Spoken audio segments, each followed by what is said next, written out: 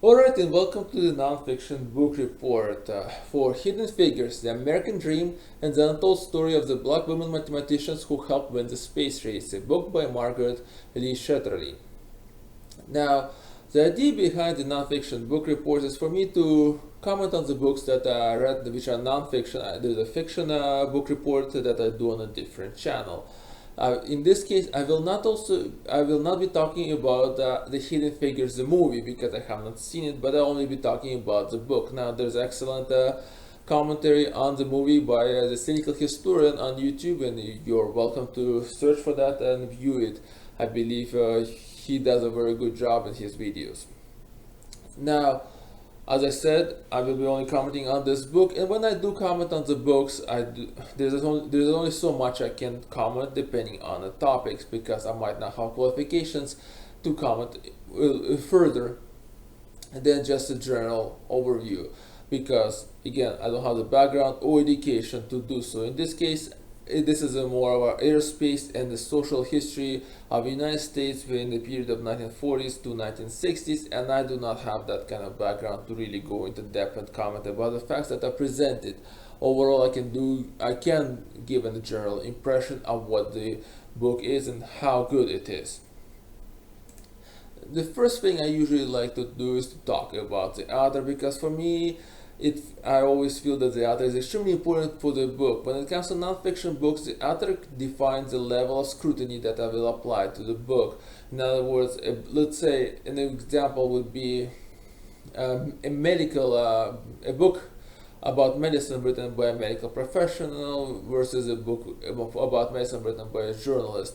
There will be a higher level of scrutiny for a medical professional who written a book than rather than the journalist, because the medical professional has the experience, the qualifications, and the background in what they're writing about, which would be while the journalist might have some experience and background, they might not have as much as a medical professional. Therefore, their work would be less scrutinized by me, because from the very beginning it is assumed that they're not presenting at the same level as the medical professional.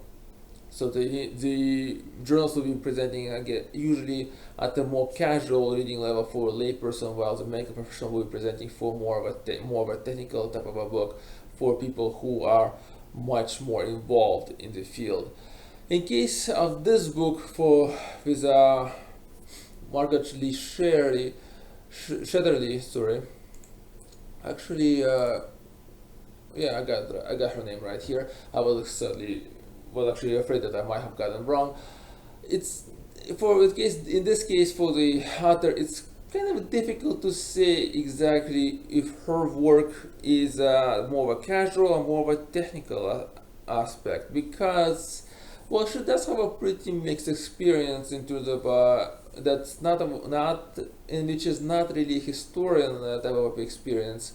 She was working in investment industry. She worked in media. She worked in startups. She worked in magazine publishing, and therefore it's kind of hard to say how exactly that translates to historical research. I'm sure there's a certain amount of transferable skills, and it could be said that her book may be more technical, but at the same time it kind of seems more of a casual. At the same time, as I said it.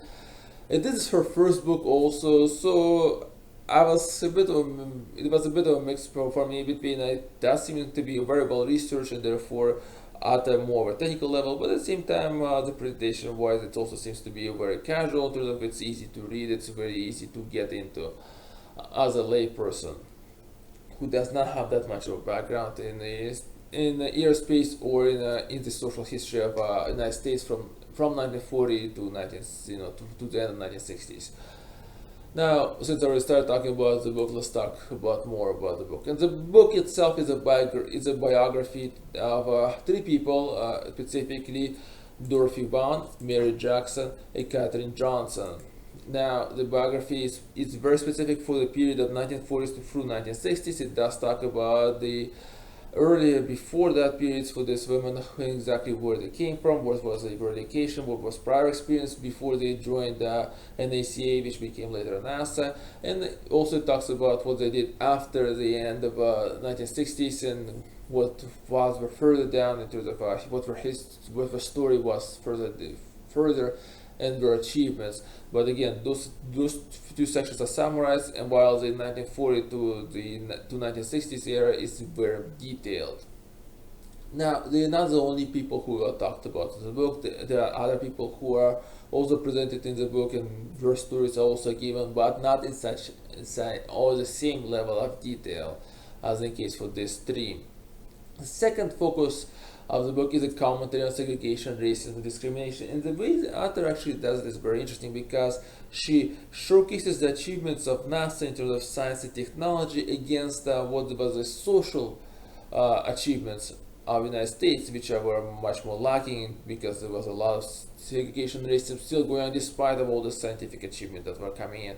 And the author talks about that, compares it to overall situation in the United States and even to the global situation, and showcasing how kind of the technical achievements were not being as appreciated worldwide because they were at the same time were being taken down by the fact that there was a lot of segregation racism happening in the overall Soviet Union. Quite often they used to kind of poke holes into the whole democracy and democratic ideals of the United States by showcasing like, well, you guys are not exactly democratic, or not exactly, granting the same rights that you talk about all the time yourself, or and it overall was a kind of, the author points out it did undermine the foreign policy for the United States also, but the author gives examples of discrimination that occurred to the foreign dignitaries who were traveling in the United States, and how that kind of was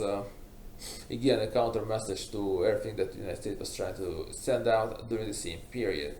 And finally, the third focus ties into the second focus in it, but I believe it should be separated out because it's also very interesting as its own itself of a topic, is how the different people, not characters, this is actually, since this is a non-fiction book, how different people overcame that adversity. It's not only the three women, but the other people, the other African American employees of NASA, and how they overcame adversity. And there were actually, from my perspective, what I see in the book, 5 main ways they did so. And I believe this ways were, there could be more, but this ones were more of a, I guess, the best shown, the best examples of how it was done.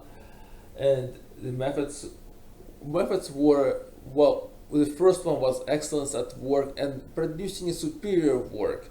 And this was constantly being emphasized in the book. And the author actually quite often said it, that during that period, the African Americans felt that they had to work twice as hard to achieve half as much in terms of advancement, in terms of compensation, in terms of recognition than the white employees, or the white Americans. And this is kind of pretty much showcased, and the idea was that despite of all the segregation, despite of discrimination, the African American employees were pushing through and breaking down the boundaries by showing the fact that they had ability to produce work at the same level or even superior work to their white peers. The second one was extremely interesting for me because it was very interesting to actually to view a more psychological type of barrier that was existent at the time. And it was internal type of barrier. That's why I decided to refer to as overcoming internal boundaries. And it was basically boundaries set up in the mind of a person. And the best example of that was with regards to this the soapbox car derby. The author tells that the soapbox car derby was a very popular American pastime for American kids, but there was not a lot of African American kids participating in these events. There was one of the reasons was given, of course, was the fact that some of them did not even know about the existence of these events because of their social standing in the society. They were not pretty much invited, or did not get any type of or did not receive, did not get the marketing material for these events, because the marketing material for these events was only distributed through certain magazines or through certain publications that were not exactly available to the African Americans. The the African Americans were not participating. It was the case for the ones who were aware of the event. It was the idea that they were afraid that they're gonna lose to the to the white kids participating in it, and therefore would be mocked. And the second one would be the fact that they will lose because of her race. In other words, something would be done to kind of put them down, and they will lose. And again, this was the type of fears that existed in the mind of the African Americans, and there were other examples of those fears also given that prevented them from trying certain things because they were afraid that they basically would be pushed back because the white society will just push back on them because of the race, or is the fact that if they will not succeed, the white society will just use them, will use that them as an example to mock them. And so the book demonstrates examples of situations where the African Americans overstepped those fears, stepped through them, and succeeded very well. The third way is the protest and persistence, and that was again different examples were given, and I think the two of the most I guess to me more the ones that stood out the most were the ones that with regards to the colored washrooms and the colored table in the lunchroom. So when it comes to the protests, it was not very let's say vocal or loud protest, I would say, but the protest was there, and it was a very persistent. In other words, the protest ended up in the removal of the obstacle to the integration of the African American employees in NASA through the sheer persistence of them to that when they resisted against that type of against that resisted against the segregation that obstacle that was created through the whether it was the colored washrooms or the colored sign in the cafeteria. And the example again was the fact that the employees would remove the colored sign from the table as the example saying that don't peg us in, and saying that this well they didn't want to be identified that this table is for them, or somehow it's specifically because of who they are. And that was one of the things, and it was consistently removing the sign despite of the sign constantly appearing back after it has been removed, and eventually NASA's administration giving up on that. And the second one was where I think it was with regards to Katherine Johnson, and the fact that she did not use colored washroom, she just went to the normal one. And in the beginning it was because she had no idea that there was a colored washroom, and even though later it was pointed out to her that there was a colored washroom, she just went ahead and used the normal one anyways. And this was again done in showcase her basically her persistence into saying that I will not follow this rules, the segregation rules, and her breaking that barrier down until people stop protesting, people stop trying to force her to use the segregated bathroom. The fourth way, which is making a case and presenting, it was shown by the author as being the NASA's way. In other words, if you want to do something, you need to make a case, present it to the administration, and the administration will take it under consideration. There were examples of that given in the book where the woman will approach the NASA's administration and say, here's the example of, here's the data we have. It shows cases that, women, work qualifications, education, and the positions they're holding versus the men. And this was one of the examples I believe was about the engineering positions, how many engineering positions that women held versus men held. And the idea was that showing that, well, there's a certain amount of inequality here, and why is it happening? This seems to be no reason why women could not be in engineering positions, given the fact that they have similar education, similar qualifications. And again, those cases where this kind of approach was used, and the book shows that it was successful, and it resulted in things being changed in the NASA administration. Finally, the fifth way was pretty much of a sneaking in a change. In other words, the change was sneaked in and without much of fanfare. And the best example of that would be the very beginning of the book when the NSCA, their organization before it became NASA, decided to hire black women mathematicians. and the whole change was kind of done very quietly without much of, as I mentioned, fanfare, in order to prevent any type of pushback to say that, oh no, we don't want black employees in an ACA. Rather, it was done quietly. So I guess the idea was that once the employees are in, it will be pretty difficult to remove them out of there, because it's already it's kind of like a fait accompli, and that's it. So this was the fifth method, and that I found, and there was other examples for all of them than the ones I just talked about, but generally this was the five different methods that were worked through. Now, looking at all of them, the question is, of course, were they successful? And yes and no is the answer. Yes, in terms of careers wise, the women did those, especially those three women, but also they were given, there were examples of other African American employees of NASA, given they did succeed career wise. They managed to break through the boundaries, and internally in NASA the boundaries were broken down and the segregation started to disappear. But at the same time, there was not much success outside of NASA itself. Now, the book focuses on the Langley, Virginia Research Center. So Virginia itself had a lot of segregation policies, a lot of racism, and so there was not that much of a social change there when it came to it. It's kind of like the social change stayed mostly inside NASA. It didn't translate to outside. Even outside, when it came to it, the book does point out very clearly that because the black employees and the white employees lived in different areas, it did not kind of translate overall into complete this integration, because in the end they were still segregated outside of work. At work they were pretty friendly, they were knew each other, but outside of work they could not really commingle as much, and as a result you had type of except for mostly NASA's employees type of the white employees mingling together, having over their events together, while the black employees were more segregated because they could not participate in stuff that was happening in the white neighborhoods.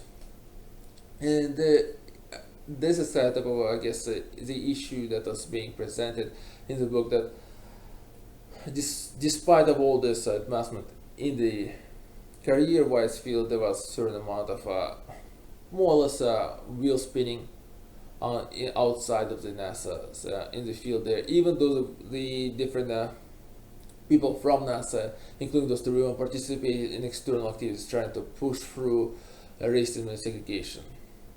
Now, the book itself is a bit of a misnomer. The whole idea of an untold, or even as the author points out later on, the idea of a hidden, is not exactly true, because it's not like that the stories were not being told or were hidden away, because again the author uses NASA's and government resources for her research. In the endnotes there's a lot of references to the NASA's documents and to NASA's website pages. There's some certain amount of reference.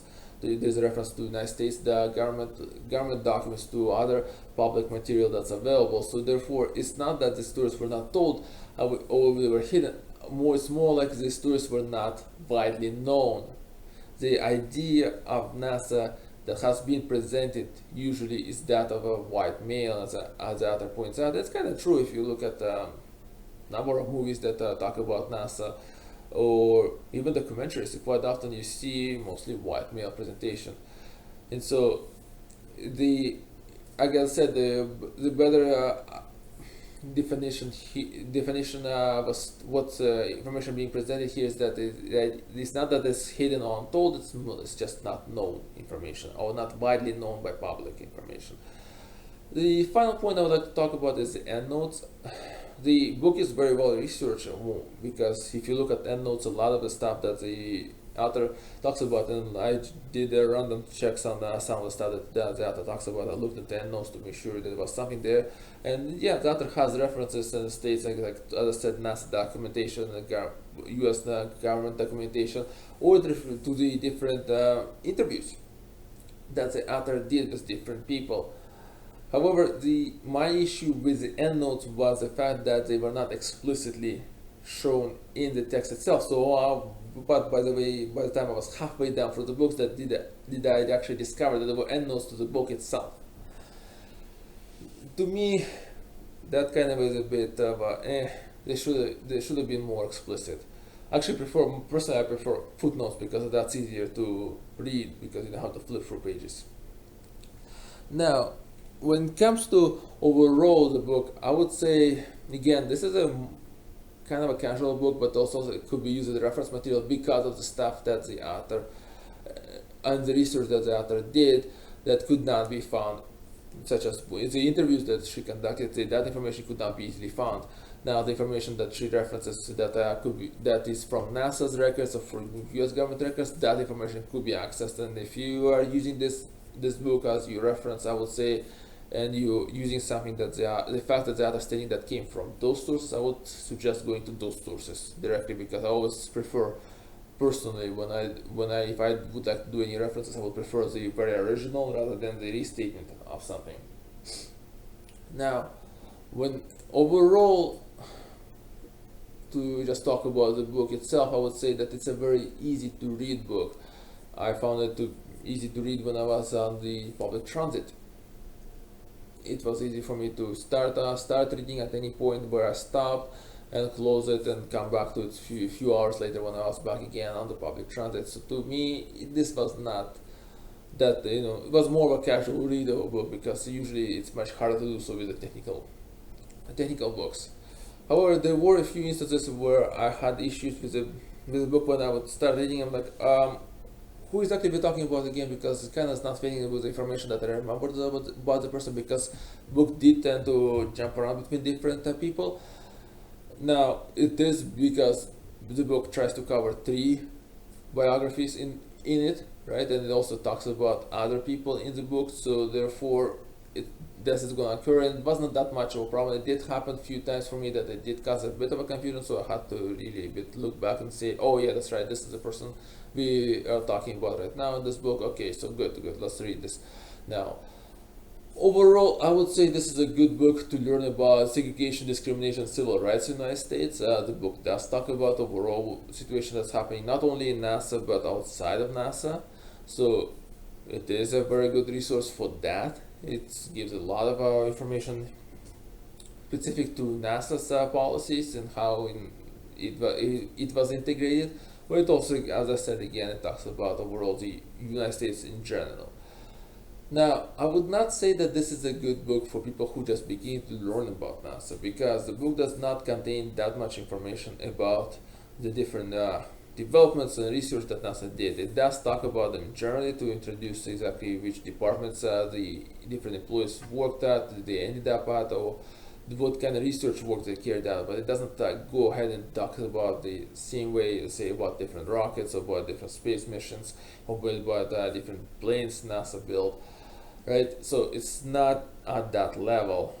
So at the same time, if somebody is a NASA historian, a person who's learning about NASA's history, this book would be great for them to kind of add additional information to what they already know, specifically about how NASA's employees worked, what kind of difficulties that were presented to the African American employees, how NASA's administration worked overall. This is all really well presented in the book, so I would say that this is a good book for anybody who's interested in NASA history, who has some background, so they can actually when they're reading say, oh yes, I know about this research, or I know about this test centers, and so I can kind of feel it easier, make it easier for me to understand exactly what's going on in the book.